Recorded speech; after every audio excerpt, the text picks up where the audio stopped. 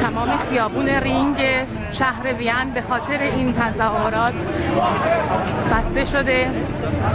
هیچ ماشین تردد نمی‌کنه. جمعیت زیادی اومده. مردم شعار واحد واحد میدن، همون اتحاد ما، و داریم به طرف سفارت سوریه میریم، بعدش هم سفارت ایران.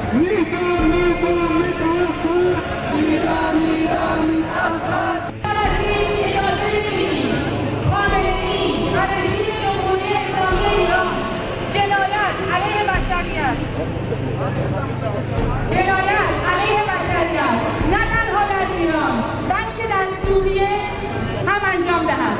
ما ساکت نمیشینیم. ما با مردم سوریه همدردیم، بر ضد دیکتاتورهامون میجنگیم و تا آخرش ایستاده‌ایم. خامنه‌ای رو به دادگاه میکشونیم برای اینکه جنایت رو نه تنها در ایران بلکه در سوریه داره انجام میده.